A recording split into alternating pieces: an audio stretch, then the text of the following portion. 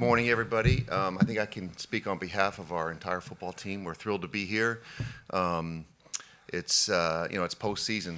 Playing in late December and January. That's our goal every year, and to be able to come down here in Orlando at one of the most prestigious bowl games throughout college football, we're excited. And for me personally, a lot's changed over the last couple weeks. Really excited, super excited, very grateful for this opportunity to represent University of South Carolina and to work with guys like this. And we're excited about our matchup. We know we got our work cut out for us against a really good Illinois defense and a good football team, and just want to put our best foot forward and play 4 solid quarters of football. All right, I have a question. We'll take the first one down here in the front row on the right. How's it going, guys? Vershon, how you feeling, first of all? I'm feeling good. No lingering effects from whatever it was yesterday? Nah, I'm good now. Yes, I feel good. And for you personally, Vershon, the middle three of the line, you guys played a lot of football together. Just what's it mean to be going out there with those two guys on either side of you on last time? It means a lot, You get to spend a lot of times with guys, even though they came in this year. You get to spend a lot of good time with guys, learn a lot about a guy, and you just want to always be able to finish on a positive note with your guys and your brothers, have fun one last time on the field, and be able to put out something that you'll always be able to remember. All right, we'll take one from Matt on the right aisle here, and then we'll go over to the left on the island. Matt Rochelle, Orlando Sentinel. Mike, this is for you. You mentioned this a little bit the last couple of weeks. What's it been like for you stepping in, kind of getting acclimated? I'm sure you've been around the program, so it's not like it's a big move, but what's it been like for you, and how's that adjustment been going for the last couple of weeks? Well, again, I've been extremely grateful. It's been very busy. Grateful, first of all, to Coach Loggins, who's moved on to be the head coach at App State, and for bringing me in last year, and for Coach Beamer to allow that to happen, and just to be a part of this season.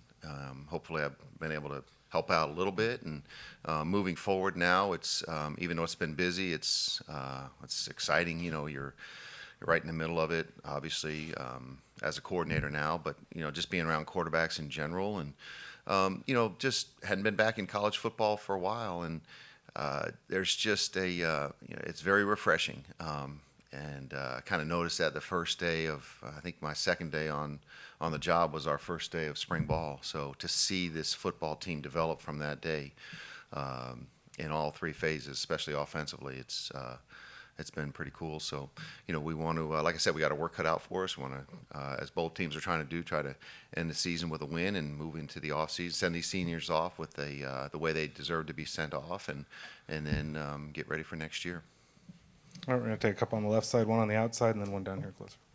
Coach, will you be calling the game from the field or up in the booth?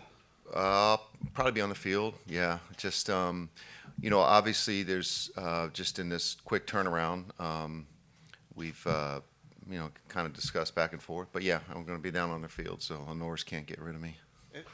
In your past, is that where you've called plays from before, or have you been up top before, and what are the advantages? So I've done both, and I think there's advantages to both. When you're upstairs, obviously you can see more, you can see a little bit faster. It's a little bit more of a controlled environment. But down on the field, there's much better communication with the players, especially with the quarterbacks. That's the advantage down there. And as long as you have good people upstairs that you can rely on accurate information, I think it bodes well for what we're doing this week. We'll take one down front here, and then we'll go to the blue shirt on the aisle. Vershon, 5 years at South Carolina. Have you thought at all just about this being the last stop on the journey here? And what's next for you? Is it the NFL? Is it something else? What are you kind of looking at after the Citrus Bowl? Yeah, I've thought about this last game for a while now. Every practice that comes up is my last practice with the Gamecocks. I thought about that. And after the season, I am going to train and get ready for the draft. So, yeah, that's the decision. That's the plan I do have moving forward. All right, we're going to go to the blue shirt on the right side in the aisle, and then the hat in the second row. Chaz Frazier with ABC Columbia. Coach, you said this process has been pretty quick and fluid. What is the process like for you installing your philosophy? Are you keeping some of what you and Dow maybe collaborated on, or what's that like with such a quick turnaround in the game to get these guys ready? So yeah, it is a quick turnaround.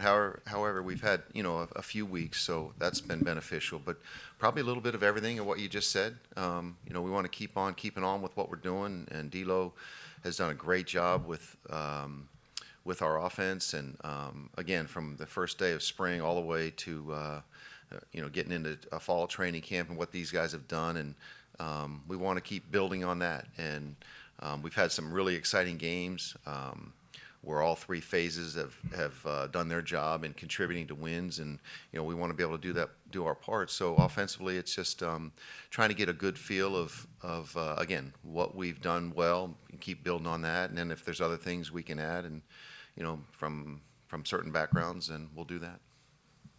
We'll take one here, and then we'll go back left again. Mike, what have you seen from the running backs this week and the last couple of weeks without Rocket? And do you judge this week in this game almost as an audition for 2025? Well, it's probably human nature to do that, but I think the biggest thing we're all locked in on, we're focused and locked in on is just everyone knowing their assignment, doing their job, and making sure as coaches that our players, our running backs in this case, feel really good about their assignments. And so we want everybody out there, on game day of not thinking, just reacting and playing, knowing their stuff so well. So all those guys have had obviously a lot more reps. The best way to learn and get better is through experience. And whether or not now we haven't played games, but these guys have had a lot more opportunity to get reps in practice, and hopefully because of that they'll be better and do a good job on game day. All right, we're going to go fifth row on the left and then one in the row in front of him. Yeah, Mike, kind of going off that with the running backs, how do you kind of manage splitting up how you guys replace the amount of carries that Rocket has this year? Because obviously it's quite a bit. Do you kind of just make it like a group effort, or one guy gets more? How do you kind of manage that? Yeah, I think it's a little bit. It's by committee, but also I'll leave that a little bit into the hands of Coach Blackwell, our running back coach. He's got a good feel for that. And when you say that, when you have guys that you feel like that can come in and contribute more than one guy, then sometimes you go with a hot hand as well and see how that's going. So it'll be a feel thing. We'll talk about it probably more so in between drives as we go, and then there might be certain plays that we maybe have one guy do that's we would ask him only to do that, not the other guys. So a little bit of a combination of all those things. I'll take another one on the fourth row left. Vershon, how many times would you, if you had to estimate, how many times have you and Boogie gone head-to-head with a one-on-one or a team period over the years there in practice? A lot, endless, every day. So a lot of times. So me and Boogie go up against each other every day. So that's really like a brother. Iron sharpens iron. So I really appreciate Boogie for all the years. So yeah, a lot of times, a lot of reps. How tough can that be when you're, running into a guy that's your teammate like that so many times over the years? Is it challenging to kind of manage that aspect of it and still be teammates and friends and all that? Nah, it's more so fun. We make fun about it. We always try to keep a competitive edge, but we always make sure we know it's football, and we keep the brotherly love with it and still always stay connected. So nothing too much. All right, we're going to go to the blue shirt on the aisle here and then come up to the hat. Thank you, Vershon. The SEC and the Big Ten, both two conferences that pride themselves on physicality, both the same with South Carolina and Illinois. What's sort of the excitement level to sort of establish that physicality in this game? It's really exciting because when you go up against physical teams, it always comes to who's going to be the most physical team. So you always pride yourself on physicality. So you always want to be able to be the guy to come out on top and show everybody that you are the most physical guy. So it's been on top of our board and something we're really keyed on. Actually, we'll go front row here, and then as the mic makes its way around, we'll go that second row. Vershon, talking, some of the other guys have been talking about a team meeting that happened after the Alabama game where basically y'all met with Shane and said, went out. Yeah. Were you a part of that meeting, and what are your remembrances from it? Yes, I was a part of that meeting. And what I remember is everybody before the meeting, we were already talking about it in the locker room. And then when we get up into the meeting room, Coach Beamer is talking to us, how do you guys feel? And everybody felt the same way. there was nothing else to do with the season than win out. Like, that was the plan, that was the goal. So that was the plan we set. All right, we'll go to the second row on the left here. Mike, what was the process of landing Air Noland out of the transfer portal, and how do you balance, I guess, that with Lenore's? Did you talk with him about bringing in a new guy, or what was that process like? Yeah, I'll probably defer to Coach Beamer on the whole process on how that goes. But, just in general, we want to be about, collecting good football players, especially at that position, and making University of South Carolina a place where quarterbacks are commodity, so to speak. And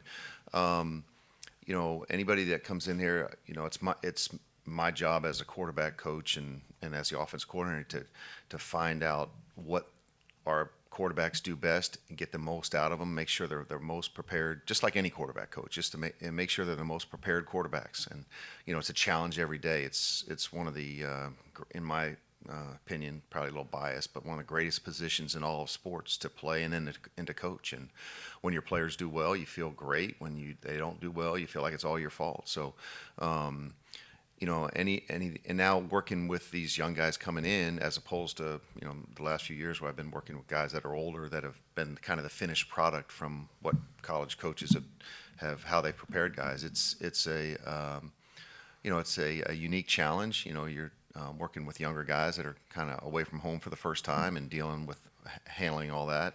Guys that, as our two guys here now, have done a great job with. But yeah, so it's exciting to have guys on, and Coach Beamer talks about we're all about competition, and it's one of our core values. And we coach each guy the best we can, and have them ready to play. All right, got time for one more for the offense. We'll take it down in front, and then we'll swap in defense. Mike, you're going into this game without one of your tight ends, or Brady's doubtful, Shane said yesterday. How do you kind of work around that, and what do you do from an offensive perspective if you're thin at that position group? So, yeah, we, each week we got to be ready, kind of look at our depth chart and where guys potentially, there could be a lack of depth quickly. And so, yeah, it'd be potentially different personnel groupings or other guys stepping in. And, we want to, like I said earlier, kind of keep building and doing the things that we've been doing. But if we have to tweak personnel because of injury or whatever, then we'll do that and come up with like as we've done this during the course of this week, just come up with a plan for other people stepping in. All right, thank you both for your time this morning.